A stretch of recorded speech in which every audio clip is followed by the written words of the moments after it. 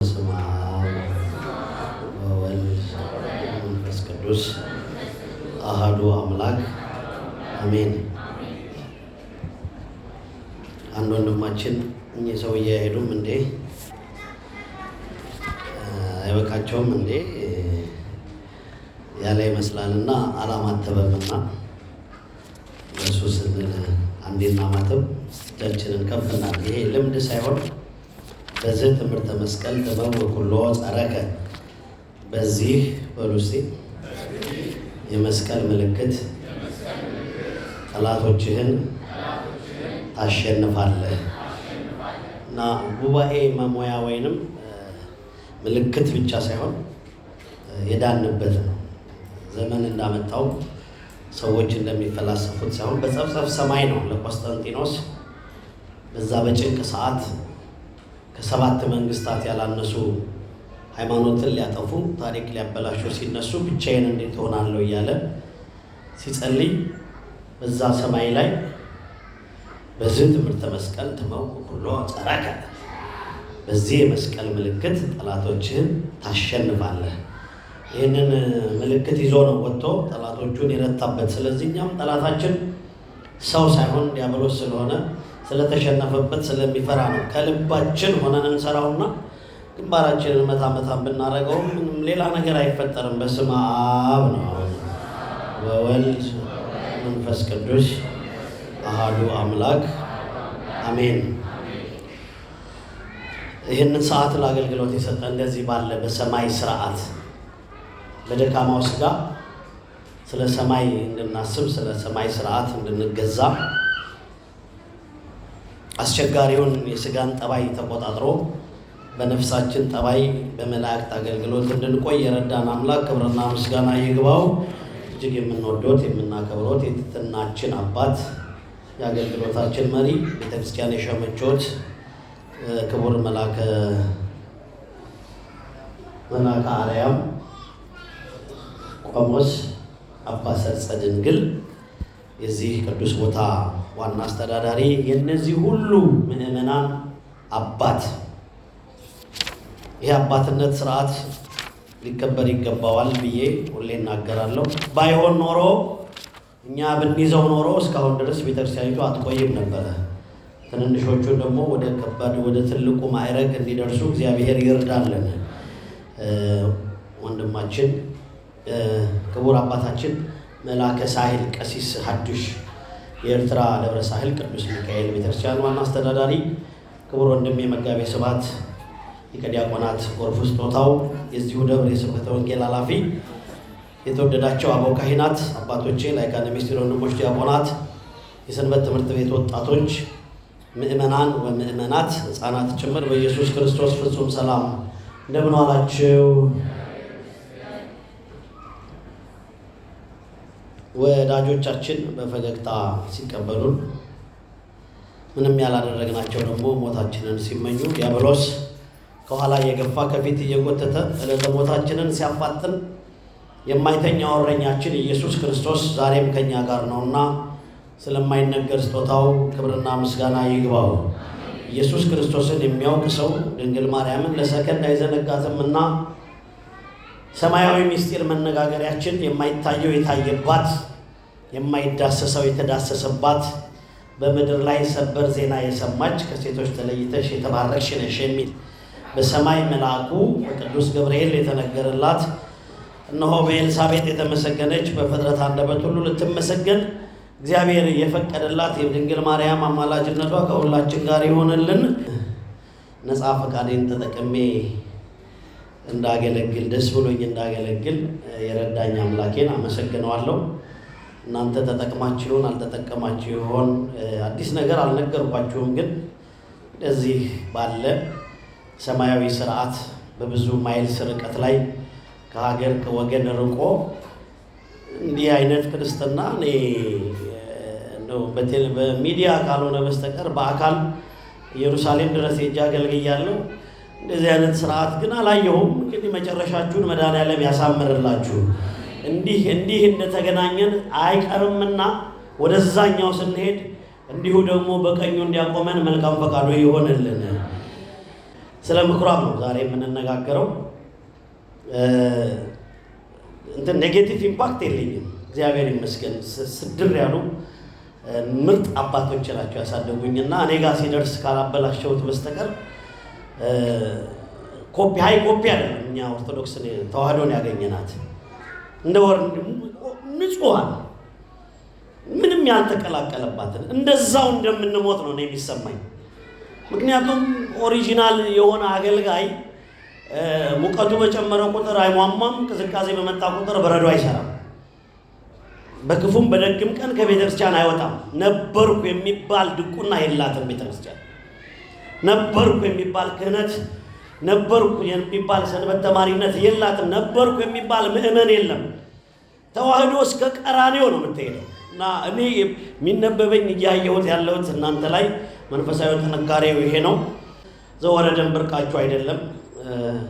ጎግል አድርጋችሁ ማየት ትችላላችሁ። ምርጥ ሰባኪያን አሏችሁ፣ አባታችን አሉ፣ ይነግሯችኋል። ስለ ቅድስትም ተነጋግረናል ትንሽም ቢሆን። ግን ቅር ያለኝ የት ጋር መሰላችሁ?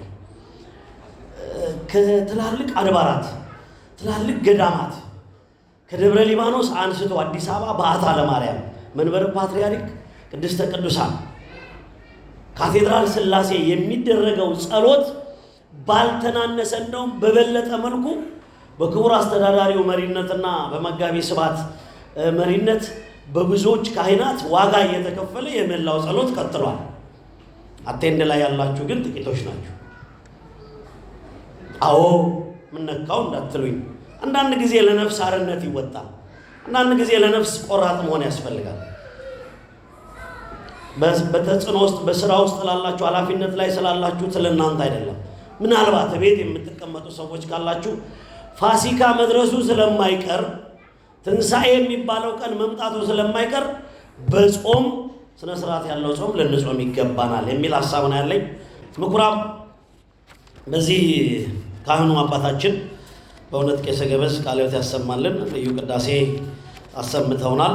ሲያነቡ እንደሰማችሁት በሉቃስ ወንጌል፣ በዮሐንስ ወንጌል ምዕራፍ 2 ላይና በማርቆስ ወንጌል ምዕራፍ 11 ከቁጥር 21 ጀምሮ የተጻፈው የዚህ የምኩራብ በዓል ኢየሱስ ክርስቶስ እንግዲህ ዛሬ እውነት ወደ ውስጥ እኔም ወደ ውስጥ እየሰማሁ ራሴን እየሰማሁ እንድሰብክ እናንተም ነፃ ሆናችሁ ራሳችሁን ጣል አድርጋችሁ እንደ ልድያ ልባችሁን ከፍቶ እንድትሰሙ እግዚአብሔር አምላክ ሁላችንንም ይርዳ። ከባድ ቀን ነው ዛሬ፣ የግርፊያ ቀን ነው፣ የጅራፍ ቀን ነው። እንደዚህ ከሞራል ውጭ የሆነ ሰባኪ ይህችን ሀሳብ አያነሳትም። እንደው አድበስብሶ በዛ በኩል ሄዶ ከምዕመናንም ወገን አንስቶ ገረፈው እኮ ያሉ ደግሞ የሚፎክሩ ምዕመናንም አሉ። አይቀርላቸውም፣ አንድ ቀን ይገርፋቸዋል ብሎ ይሆን እዚህ ውስጥ የዛሬው እኮ ትምህርት እነሱን ነው የሚመለከተው የሚልም አንዳንድ ምስኪን ሰውም ስለማይጠፋ እንዴት ነው ምንድን ነው የምኩራብ ሀሳብ? በዚህ በመጽሐፍ ቅዱስ ውስጥ ያለውን ሀሳብ አጠር አድርገን እናያለን። ምኩራብ ኢየሱስ ክርስቶስ አምላካዊ ክብሩን የገለጠበት ትልቅ የወንጌል ቀን ነው። ቅዱስ ያሬድ ቤተ መቅደስ የከበረችበት ቀን መሆኗን ስላወቀ ሶስተኛውን ሳምንት ምኩራብ ብሎ ሰይሞታል። ምክንያቱም ስለምንገለገልበት ስለ ሰማይ ምስጢር መከናወኛ ስለ ቤተ መቅደስ ያልገባው ሰው ቤቱን ሊያከብር አይችልም። ስለዚህ አጠር አድርገን እናየዋለን። እግዚአብሔር አምላካችን እንደዚህ ይላል። እንደውም ምስባኩን እስመ ቅንዓተ ቤትከ በለዓኒ ይትዕይርቶሙ ለእለ ይትዕይሩ ወድቀ በላዕለ ወቀጽዐ ክዋ በጾም ለነፍሴ። ቅዱሱ ዳዊት ወደ ኋላ ተኪዶ ረዥም ዓመት ተቆጥሮ የቤት ቅናት በልታኛለች፣ እንደውም በቤት ውስጥ አልባሌ ነገር ሲደረግ በማየቴ ውስጤ ተንገብግቧል። የምኩራቡን የጸሎቱን ቦታ አደርባዮች ድብ መጫወቻ አድርገውታል። የሰማይ ምስጢር መከናወኛውን ቦታ፣ መለኮት የሚወርድበትን ቦታ፣ አንካሶች እግራቸው የሚቆሙበት ቦታ፣ እውራን አይናቸው የሚበራበትን ቦታ፣ መሃኖች የሚወልዱበትን ቦታ አላግባብ ስራ መስሪያ ሆኗልና የቤት ቅናት በልታኛለች ብሎ የተነበየውን ትንቢት መፈጸም ስለነበረበት ኢየሱስ ክርስቶስ ምኩራብ ገብቶ ጌትነቱን ገለጠ። ድምጻችሁን ልስማ። ኢየሱስ ክርስቶስ ወደ ምኩራብ ገብቶ ጌትነቱን አምላክነቱን ገለጸ። ይሄንን ነው በቃ ትልቁ የትምህርቱ ትልቁ ኒውክለስ ወይንም ይሄ ትልቁ አቅሙ ለመቅደስ እግዚአብሔር የሰጠውን ክብር ማሳወቅ ነው።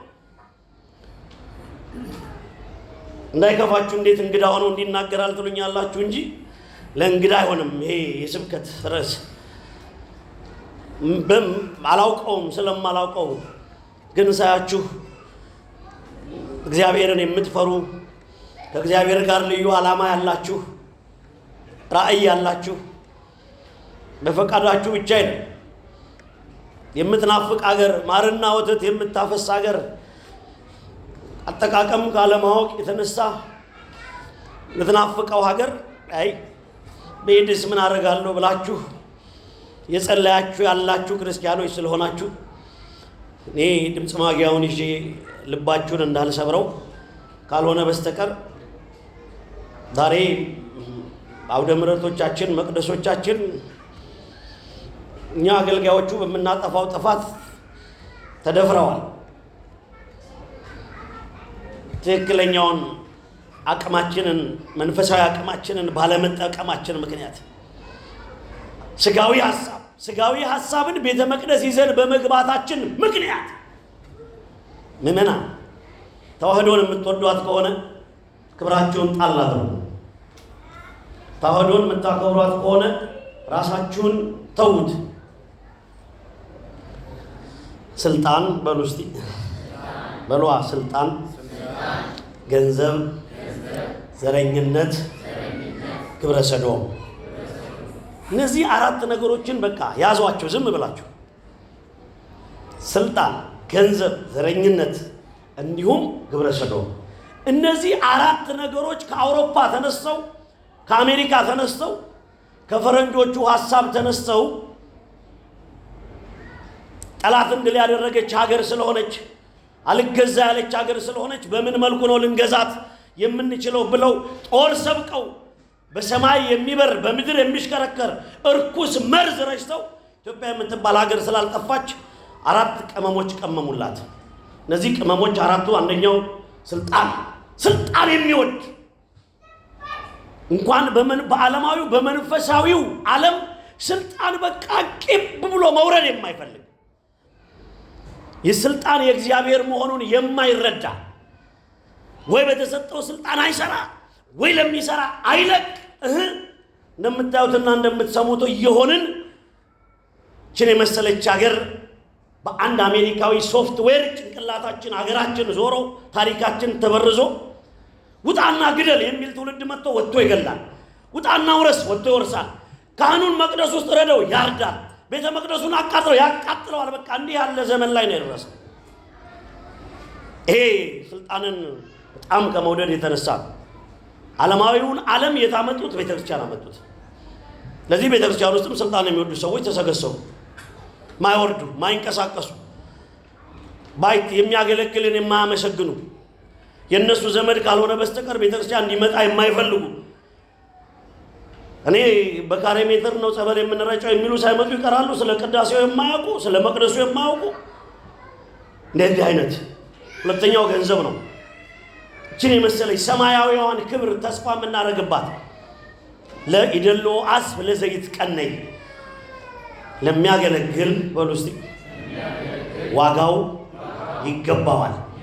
ሳያገለግሉ ቋት የሚሰብሩ ምንም አስተዋጽኦ የሌላቸው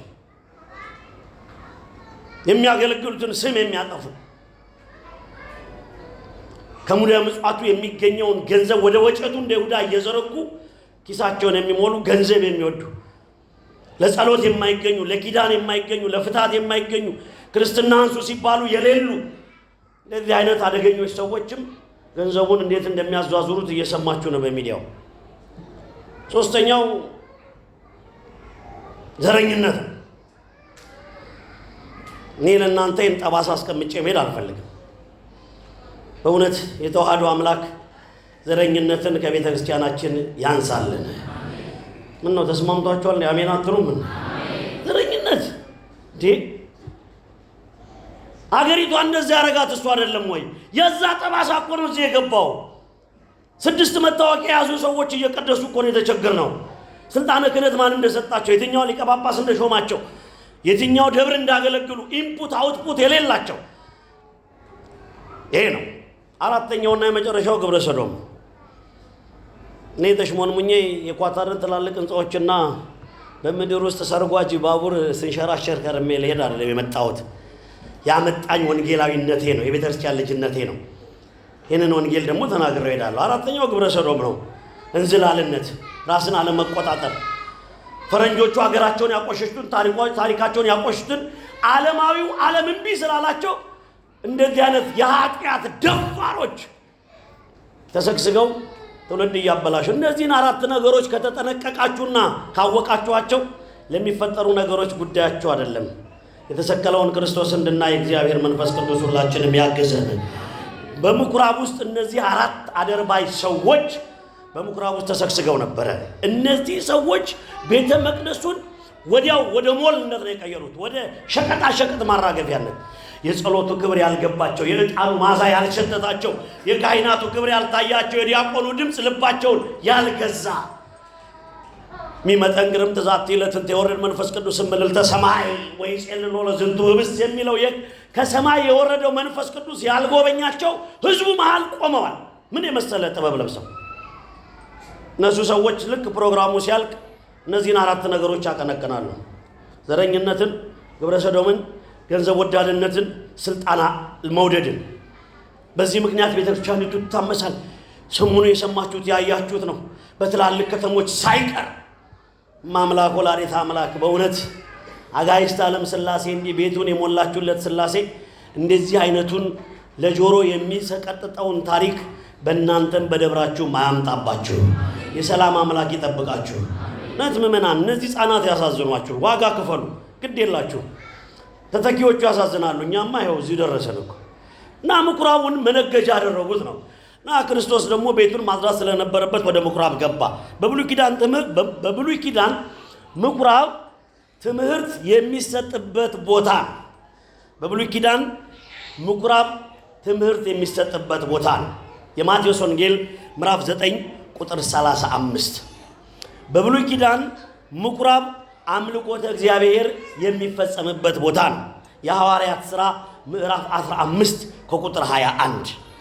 በብሉይ ኪዳን ምኩራብ ጸሎት የሚደረግበት ቦታ ነው። ሴሎ ሐና ከእግዚአብሔር ጋር ያወራችበት ቦታ፣ በከንፈሯ ብቻ አውርታ ታሪኳ የተቀየረበት ቦታ ነው። ይህ ምኩራብ በብሉይ ኪዳን እንደዚህ አይነት አገልግሎቶች ይሰጥበት ነበረ። በሐዲስ ኪዳን ደግሞ ምኩራብ ተብሎ የሚተረጎሙት ሶስት ትርጓሜ ያላቸው ቦታዎች ናቸው። ሶስት አካላት ናቸው። እነዚህ በብሉይ ኪዳን ያየናቸው ስርዓት አምልኮ የሚፈጸምበት፣ ትምህርተ ወንጌል ብሉይ ኪዳን የነ ሙሴ ሕግ የሚነበብበት፣ ስርዓት አምልኮ የሚፈጸምበትና ሰዎች በቡድንም በተናጠልም ጸሎት የሚጸልዩበት የብሉይ ኪዳኑን ቦታ ኢየሱስ ክርስቶስ ሲመጣ የሆነ ስራ ሲሰሩበት ተገኘ። ድምጻቸውን ልስማ። የጸሎቱን ቦታ በሏ፣ የአምልኮውን ቦታ፣ የትምህርተ ወንጌሉን ቦታ መነገጃ አደረጉት። በጣም ነው የሚገርም። ትንሽ ሌላ ነገር ቢያደርጉት አይሻልም ነበር? የተሻለ ወሬ ሰብሰብ ብለው ሐሜት ቢያሙበት የሆነ ሌላ ነገር ቢያደርጉት አይሻልም ነበር? የጸሎቱን ቦታ ወዲያው ወደ ገበያ ቦታ፣ የሰማይ ጉዳይ የሚፈጸምበትን ቦታ ምድራዊ፣ ያውም በንግዱ ዓለም ያላችሁ ሰዎች ታውቃላችሁ፣ ግማሹ ያተርፋል፣ ግማሹ ይከስራል። ንግድ ደግሞ ብዙ ጸባይ አለው እና እነዚህ ደግሞ ላም፣ በግና ርግብ የሚሸጡ የዋሁን የሚሸጡ ናቸው። እዛ ውስጥ ከገባው መውጫ የለኝም። ሁሌም የሚያሳቅቀኝ ሁሌም ከምኞቴ ለእናንተ እንደዚህ ካለ የሰቀቀን አገልግሎት ያን ትልቁን ካቴድራላችሁን የሚመረቅበትን ቀን ያቀርብላችሁ። ውጡ፣ ግቡ፣ ቆስ በሉ፣ ቶሎ በሉ የሚል እንዲህ እዚህ ውስጥ እንዴት አይነት ሰማዕትነት ነው! ምን አይነት ክርስቲያኖች ናችሁ? ለመሆኑ እግዚአብሔር እንዴት ቢወዳችሁ ነው? እንዴት ቢያበረታችሁ ነው? እንዴት አይነት ጥንካሬ ቢሰጣችሁ ነው? እንደዚህ ግቡና ውጡ፣ በዛ በኩል ፍተሻ፣ በዚህ እንደዛ። ይሄ አምላክ የልቦናችሁን መሻት ይፈጽምላችሁ። አገልግሎታችሁ ይጀምረው ገና ከስደት ከሀገራችሁ ቆጣችሁበት ጀምሮ ነው። ኢዝሊ እንዳታዩት። የጎን ትምህርት እንዳትሰሙ፣ የመንደር እሳት እንዳይሸታችሁ። እነዛ በሙሴ ጊዜ የነበሩ ሁለቱ ክፉዎች አገልጋዮች ሙሴና አሮን ዕጣን ሲያጥኑ አዩና ሙሴ ምግብ በተርታ ስልጣን በተርታ ነው፣ ገበታ ምግብ በገበታ ነው፣ የሙሴን ስልጣን ለኛ ለምን አይሰጠንም ብለው ሰፈር ውስጥ የሆነ የማይረባ ሐሳብ አነሱ። መጽሐፍ ማንበብ ትተው የማይረባ ሐሳብ። ሙሴ ደግሞ አልከለከላቸውም። አይ ይሄ ለእናንተ የተሰጠ ድርሻ አይደለም፣ ለእናንተ የተሰጠ ሌላ ድርሻ አላችሁ። በቅድስተ ቅዱሳኑ በድንኳኑ ፊት እነሆ በደመና ሲወርድ ያንን በረከት ትቀበላላችሁ። ይህ አገልግሎት ለተመረጡት ነው ቢላቸው አልሰማሉት። ዳታንና አቤሮን በማርያም እንደው መቤቴን በጣም ነው የሚገርመኝ። ከመንደር ሂደው በሉ እስቲ እሳት ይዘው መጡ። የመንደር እሳት አደረገው። ኧረ በቆሎ መጥበሻ ነው እሱ እንዴ! ኧረ እሱ ልብስ መተኮሻ ነው የመንደር እሳት ጌታዬ። እሱ እንጀራ መጋገሪያ ነው የመንደር እሳት። የታቦት የዕጣን ከሰል ራሱ የተባረከ ነው። ልክ ቄሰ ገበዙ እጅ ሲገባ ተራው ከሰል ቅዱስ ከሰል ለመስዋዕት የሚሆን ከሰል ይሆናል።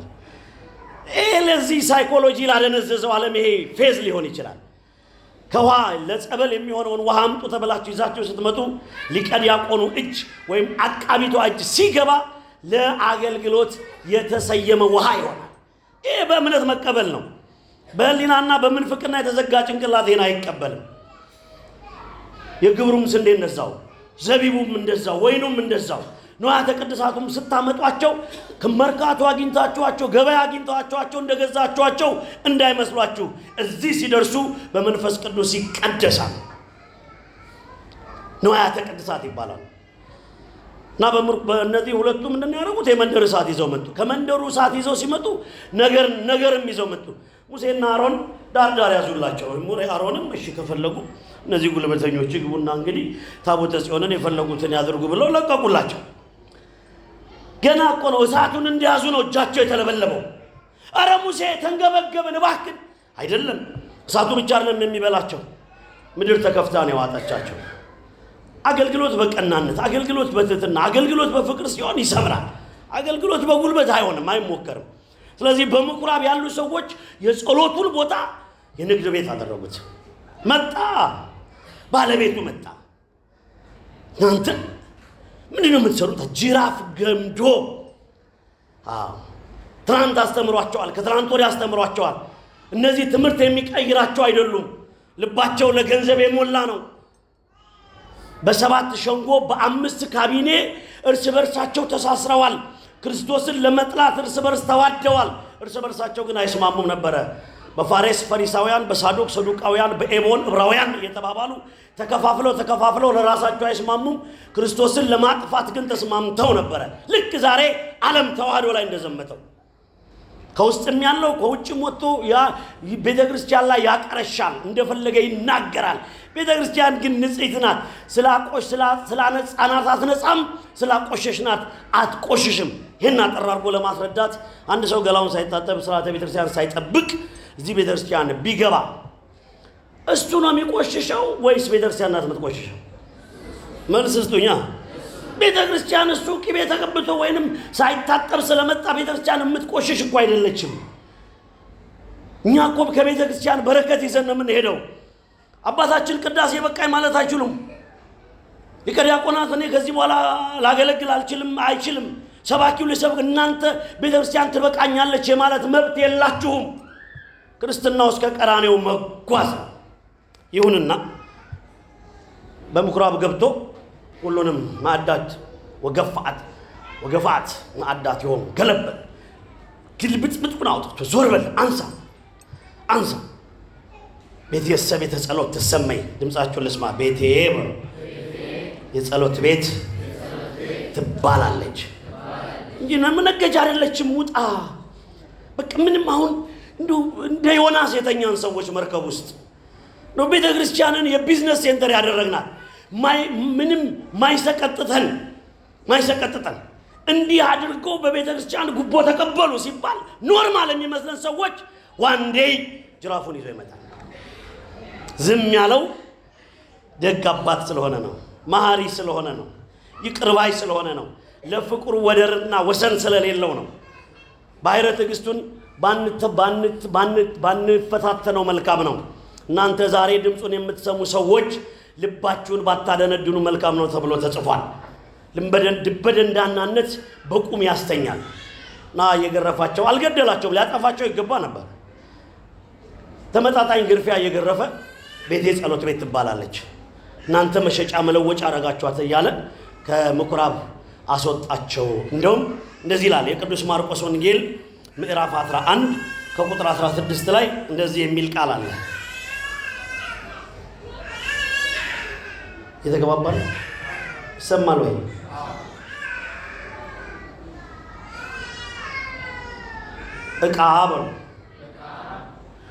ዕቃም ተሸክመው በመቅደስ እንዲያልፉ አልፈቀደም።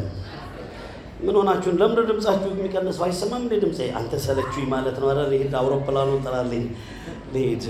አይሰማም ድምጼ? ለምን ታስጨንቁኛላችሁ ታዲያ? እኔ በደለኛ መሆኔን አውቀዋለሁ፣ በወንጌል አላፍርም። ግን እውነት ነው።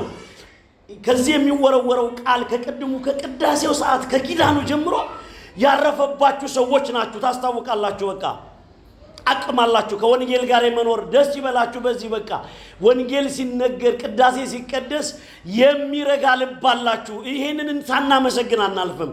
ግን ደግሞ ድምጻችሁንም ጨምሩ ነው ወይስ? አንተ ፕራክቲካል ቴዎሎጂ እንደዚህ ነው አይደል? እንተናገሩ ይላል እኮ። ዕቃ ተሸክመው በመቅደስ እንዲያልፉ አልፈቀደም። ተንኮል ተሸክመው እንዲያልፉ አልተፈቀደም። ዘረኝነትን ተሸክመው በመቅደስ እንዲያልፉ አልተፈቀደም። ጥላቻን ተሸክመው በመቅደስ እንዲያልፉ አልተፈቀደም።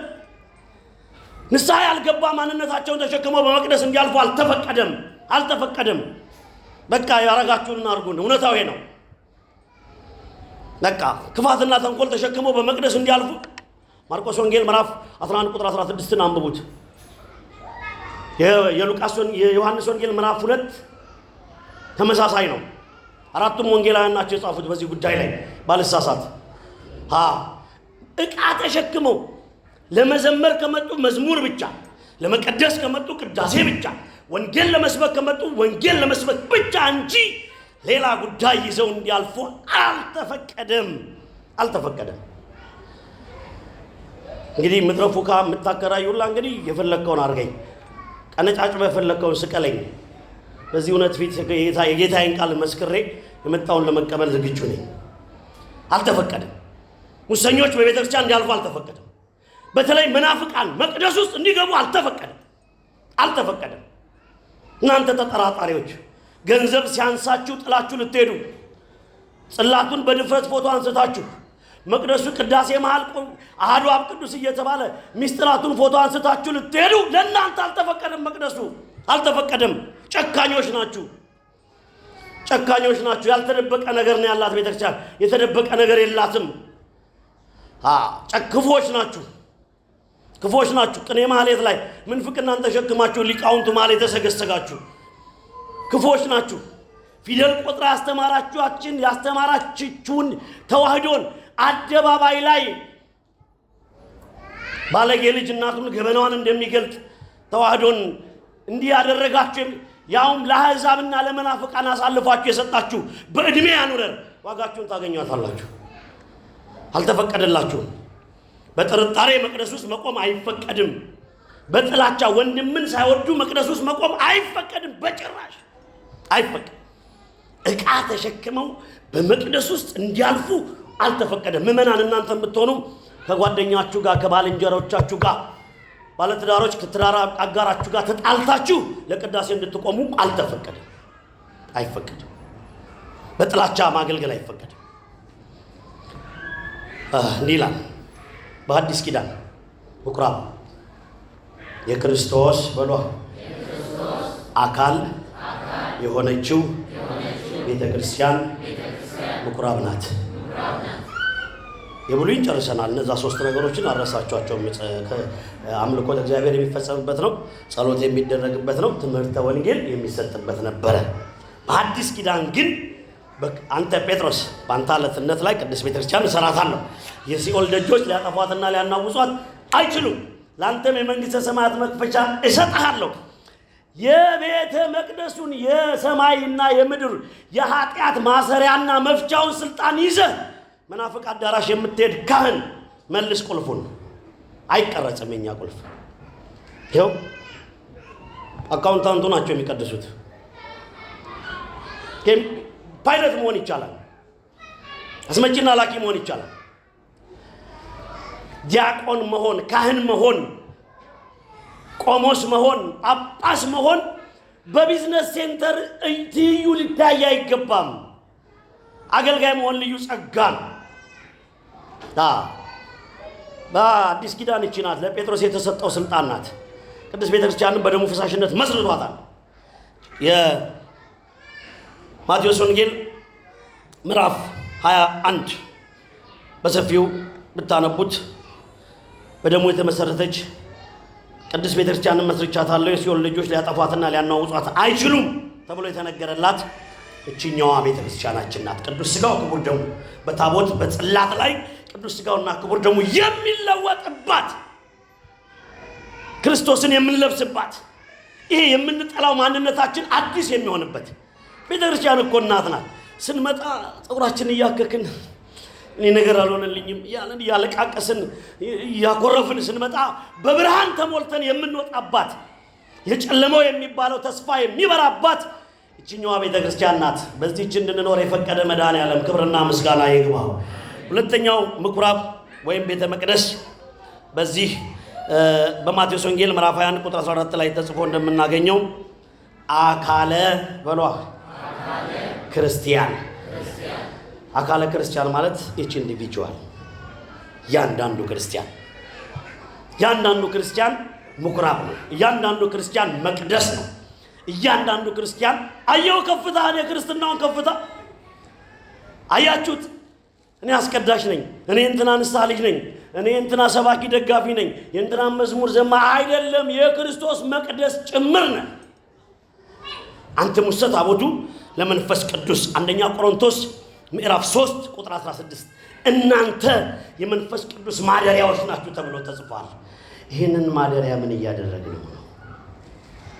ይሄ የመንፈስ ቅዱስ ማደሪያ ማንነታችን ምን እየተሰራበት ነው? እነዛ ነገዱበት፣ እነዛ ተገርፈው ወጡ። እኛስ እያንዳንዳችን ይሄን የመሰለ ክብራችንን ምን እያደረግን ነው ብለን ማሰብ ይገባናል። በዚህች በአማናይቷ አካለ ክርስቶስ በተባለችው ቤተክርስቲያንስ ምን እየሰራን ነው? እኔ እዛ ውስጥ ሀተታ ውስጥ ለምገባ አይገባም። እንደነገርኳችሁ ይሄ ስብከት ለእንግዳ ሰባኪ አይሆንም። ጸባይ ለጸባይ ለሚተዋወቅ ህዝብ ነው የሚሆነው። እንደዚህ ስንናገር የሚያቆርፉ ቤተክርስቲያንን ለጥቅማቸው እንጂ ለክብራቸው የማይኖሩባት፣ ጸጋዋ ማይታያቸው፣ ቅዳሴ ቢታጎል ማህሌቱ ቢታጎል ጉዳያቸው ያልሆነ፣ መስቀሉን የት እንዳስቀመጡት የማያውቁ፣ ስብከቱን ከየት እንደሚሰብኩት የማያውቁ፣ የሊቃውንቱ ነቅ ንጹህ የተባለውን እውነተኛ ወንጌል የሌላቸው ሰዎች ሊወዱን አይችሉም። ግን እውነታው ይሄ ነው። እችኛዋን ቤተክርስቲያን አካለ ክርስቶስ የተባለችን በደሙ የመሰረታትን ቤተክርስቲያን ያልጠበቀ አገልጋይ ሊሆን አይችልም። ሶስተኛውና የመጨረሻው የእያንዳንዱ የክርስቲያን ቤት ፈሉስቲ የክርስቲያኖች ቤት ምን ይባላል? ምኩራብ ወይንም መቅደስ። አሁን ይሄንስ እንዴት ነው የምታዩት? እንዴት ነው የእናንተ ቤት? እንዲህ ይላል የሐዋርያው ቅዱስ ጳውሎስ መልእክት ወደ ፊሊሞና ምዕራፍ 1 ከቁጥር 2 ላይ ቅዱስ ጳውሎስ ለፊሊሞና እንዲህ ይለዋል። ድምጻችሁን ልስማ። በቤትህ በሉ ላለች ቤተ ክርስቲያን ሰላምታ አቅርብልኝ። አይገርማችሁ? የሁላችን ቤት ለካ በድምድማት የሚሰራ በወርቅ የሚሰራ ፕላስ 1 ፕላስ 11 ይሁን 00 ይሁን የክብሪት ቀፎም ይሁን የክርስቲያኖች ቤት የእግዚአብሔር ቤተ መቅደስ ነው። ጸሎት ይደረግበታል፣ ምስጋና ይቀርብበታል። ስለዚህ እነዚህ ያየናቸው ቤተ መቅደሶችን በአግባቡ ካልያዝናቸው በሏ እነዚህን በሉ ቤተ መቅደሶቻችንን በአግባቡ ካልያዝናቸው ምኑ ይቀጥላል? ጅራፉ። ከዚህ ሰውረን ሰላም ዋሉ።